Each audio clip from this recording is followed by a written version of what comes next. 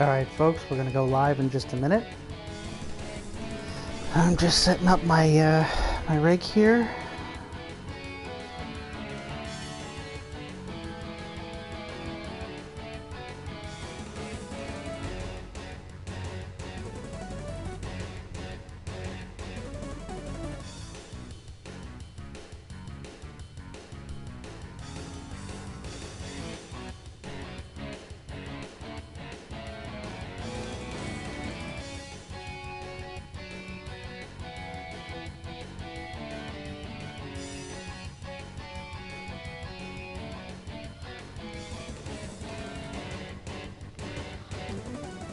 Okay, ladies and gentlemen, welcome to part 2 of my Damn I'm Good difficulty run for Duke Nukem 3D. In the Damn I'm Good difficulty, there are a lot of enemies, and these enemies respawn. Unlike any other difficulty level, these enemies respawn, which is a real problem. Unless you know how to deal with it. And the way to deal with it is to blow up the dead bodies. Now you don't get infinite grenades or anything, but you do get enough to make it playable. So last episode I played up through I think the third episode in the third level in episode 2, and we're resuming from that point. So, as you can see, I've already run out of bullet weapons for the most part. Bullet weapons, pretty useless. It just kind of lets you get through the part that you're in immediately, because these enemies respawn in approximately 1 minute. So these guys that are currently on the floor are going to get up if I don't blow them up very quickly. So I've chosen to... You gotta be very choosy with your explosives. The enemies that don't respawn are the turrets, like I just blew up. These jerk baskets, because they also explode. And the pig cop tanks. Note that the pig cops themselves, should they survive the explosion, will come back to life. Whoops. This is not working out in my favor. We're gonna have to rewind a little bit. You're gonna have to get used to this. There's gonna be a lot of me dying, but it will be all worth it in the end, or at least that's what I tell myself so I can sleep at night.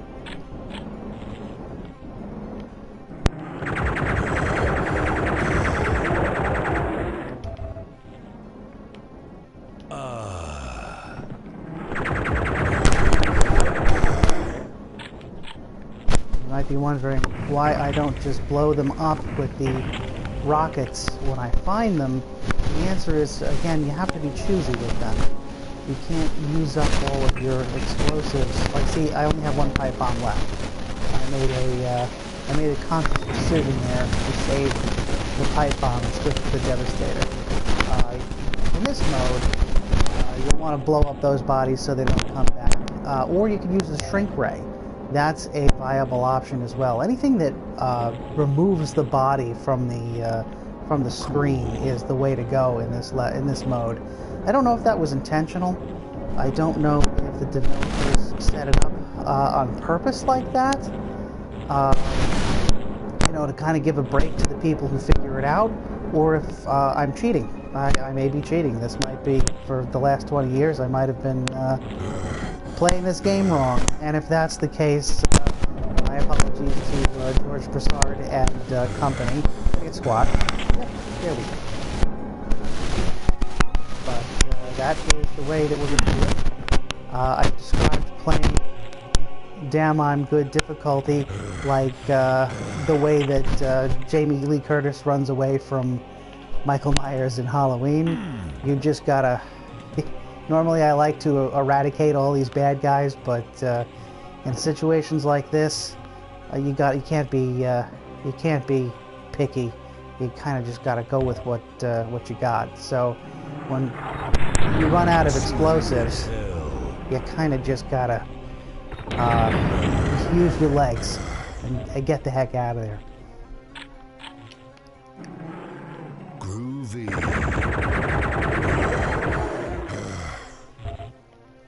Right now I'm being a little aggressive with my explosive weapons. The reason being is that these enforcers, as they're called, the lizard troopers, they carry chain guns, and those chain guns really hurt. If you've ever played Duke Nukem before, you know how they can whittle your health away within a matter of seconds.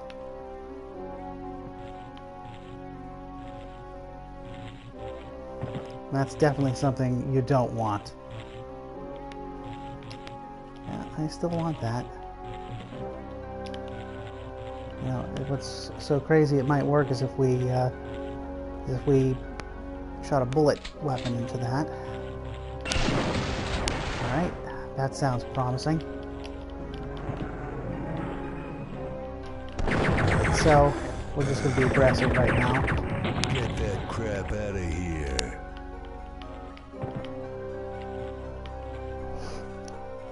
So this second episode, the space episode, sandwiched in between two more realistic, in quotation marks, episodes where Duke is back on Earth. I'm not a huge fan of the space episodes. When I was a kid, I played the hell out of Duke, and a lot of the user levels were space themed. Never really struck my fancy. I mean, they're not bad levels, but you know, the levels where Duke was running around in a cityscape, that just kind of captured my young imagination, and you know, I ran with it. Let's see. Oh, there's another one of those buttons, and I've managed to screw it up already. Excellent. There we go. Oh, good, excellent. Good thing the protective boots were on while I was getting crushed. Could have seriously damaged my tootsies there. Alright. So I've played through Duke Nukem 3D probably, oh, let's see, the PC version, that's one. The Xbox version, it's two. And Megaton and this one. So I've played through the main Duke game at least 4 times in my life. Frankly, it doesn't get old. I would purchase this game if it was re-released with a small amount of new content. I would purchase this game every year. If this game were Madden, let's say that this game were Madden and they released it with maybe 8 new levels a year, I would be all about that. I would be the jerk who everyone hates. The gaming industry, gamers hate, gaming industry loves. But you know what? I like what I like, and I'm not going to apologize for playing the video games that I enjoy. Games are supposed to be fun. That is what video games are there for. So I'm going to play what I want when I want to play it. That being said, I'm the same jerk who will buy 400 copies of the Street Fighter series. That's my other great love. Now we got a good bang for the buck here. We got a lot of dead bodies, so we're gonna take them down. And up, I wasted one because I'm lazy. Let that be a lesson to us all. If you're just tuning in, nice. You gotta be creative in Damn I'm Good. If you can squish an enemy, that removes them from the map and you don't have to deal with them anymore.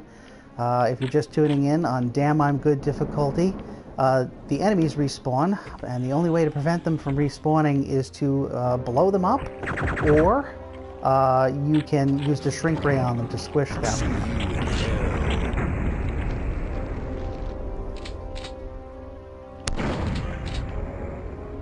There are other creative ways to go about that. You can squish them indoors, for example. Anything that, oh, and these guys, you can let them eat them. So I'm just going to kind of hang loose, and bam, now I don't have to worry about that guy anymore.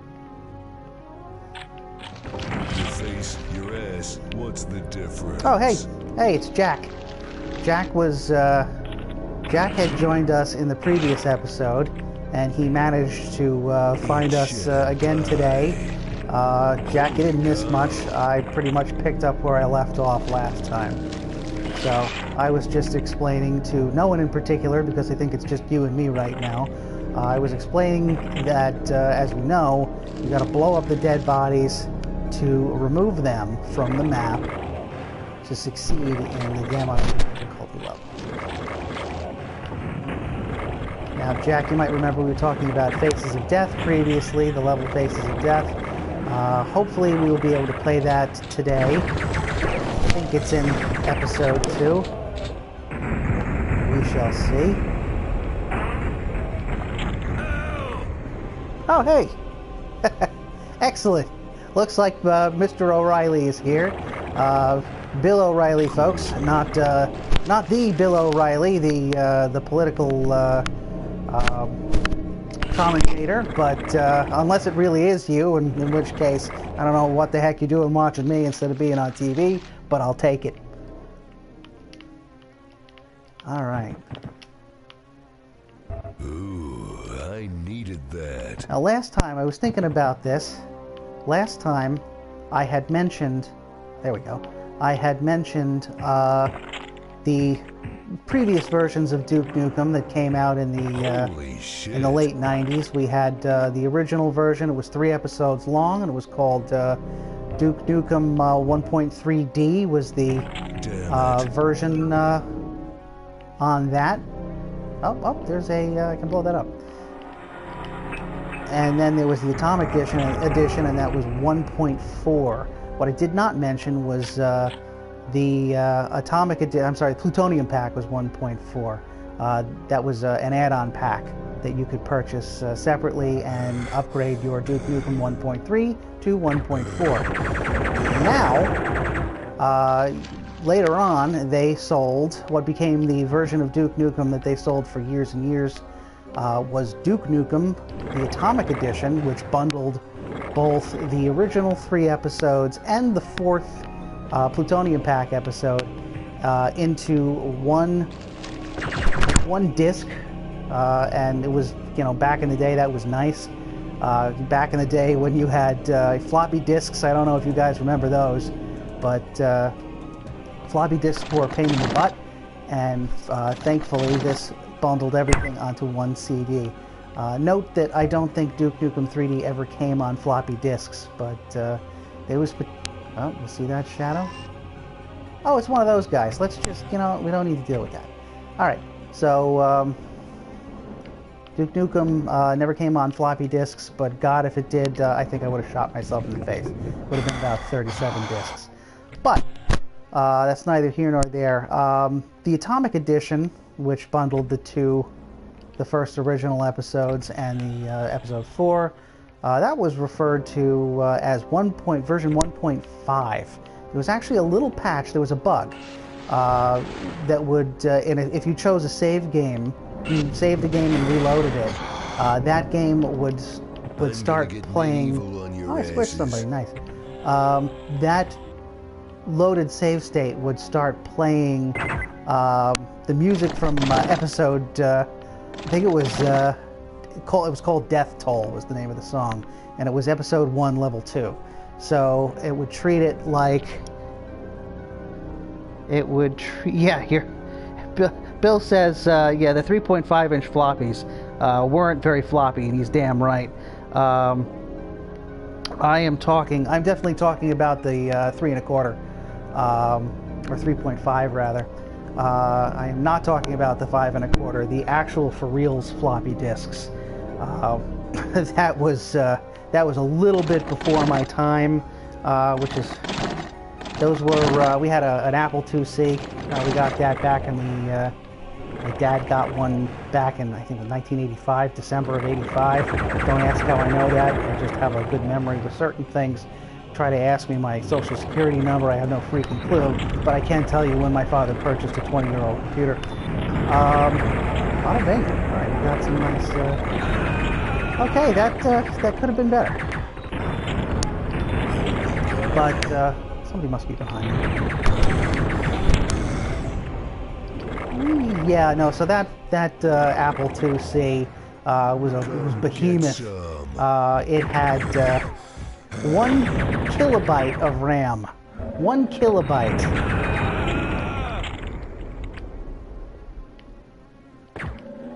Which is by today's standards, that's, you know, you you make a new Word document, and just that Word document itself is probably like 10K.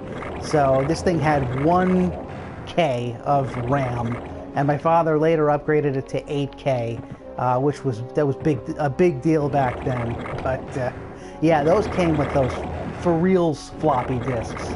The name floppy disk, by the way, disk spelled D-I-S, whereas if one is talking about a Blu-ray disc or perhaps a CD or DVD, that disc is spelled D-I-S-C, which actually drove me crazy for quite a few years. My training, my professional training is as a newsman. I worked in the newspaper field for 6 years after college, before going into teaching. I don't have enough health for this, but screw it, let's do it.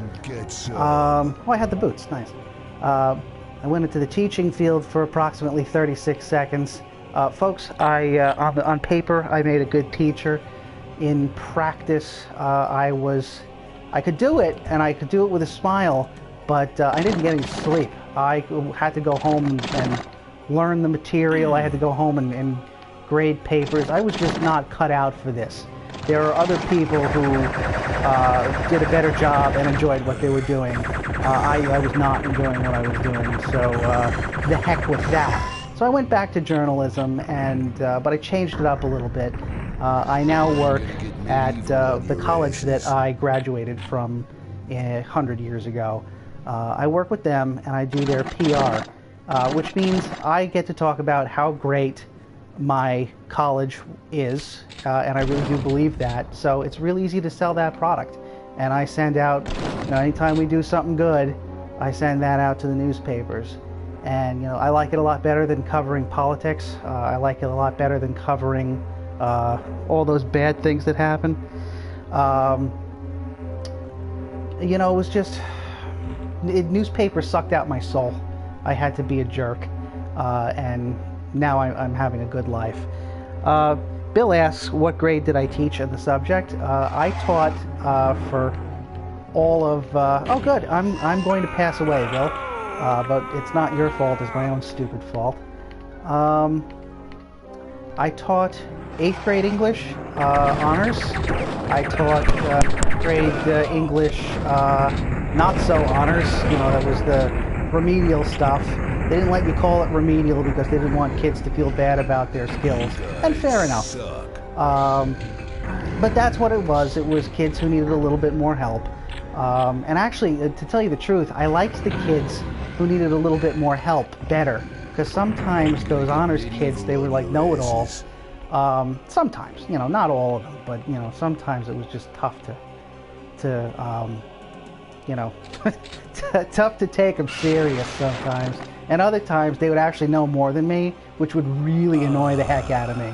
But you know what? I also learned from them. They learned from me. I learned just as much from them. And I'm going to cheat with my jetpack right now. Oh, I should have done that because I'm getting molested. So I also taught high school for a brief time. I did high school English. I did 10th grade local, which is a nice way of saying that was the remedial stuff. I did 10th grade honors. I did 11th grade honors, and I did 11th grade remedial, for lack of a better term. And again, I found, I really, and normal. I did normal classes too. I found that I liked the students who needed a little bit more help, because sometimes they were a little bit more creative. I mean, if you're an honors student, what you've done is you've mastered how to you've mastered the system, so to speak. You know what teachers want, and you're gonna blow yourself up with a rocket every time, just like the teacher wants. Now, you're gonna do exactly what you think the teacher wants, and you know, and while it's right and while it's correct, sometimes it lacks creativity. So this is a poor situation. This is a bad situation. So you know, but there were also these brilliant honors kids, man. Sometimes they would come up, they wouldn't all be cookie cutters. You know, cookie cutter kind of stuff. That is to say, you know, the same thing over and over. Some of these honors kids, man, all the stuff they would come up with just blows your mind. So it was very rewarding in those aspects. And we, you know, taught somebody something, and you could somebody was like, you know, Mr. Last name redacted. You were my favorite teacher. And you know what? That was bittersweet, because when I left the profession, it was like, at least I was somebody's favorite teacher. And I touched somebody. You know, not the way that teachers should touch kids. But I'm going to stop rambling about teaching now. But I'll tell you, you know, it was the toughest thing I'd ever done, and I only did it for a couple months. So now I am in the field I think I was really destined for.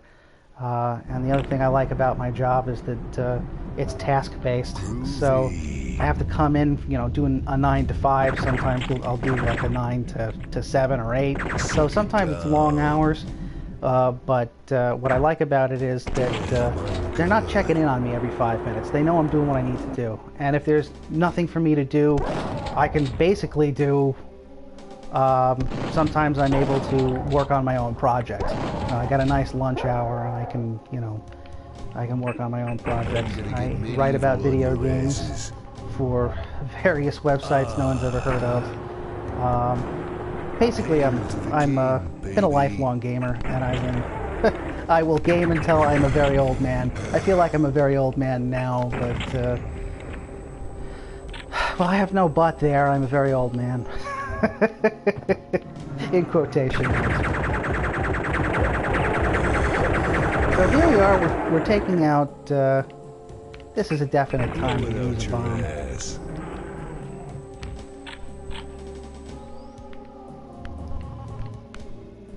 Back in the day, I would play through Duke Nukem user levels all summer.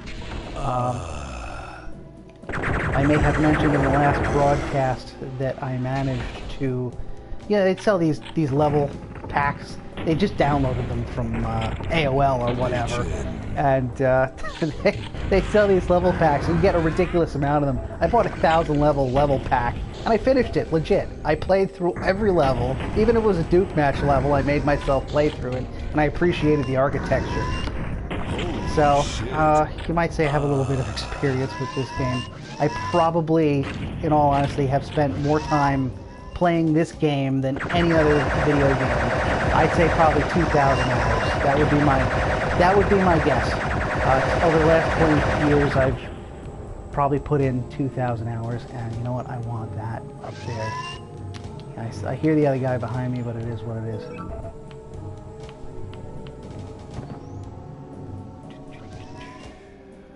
Okay. I believe there's an entrance to a secret level here. In this level. If you remember the last broadcast, I thought there was an entrance to a secret level in that level too, so, you know, sometimes my memory isn't the best. Ooh, squish. Oh, nice. Nice. I know they were low-level dudes, but, you know, it's still satisfying.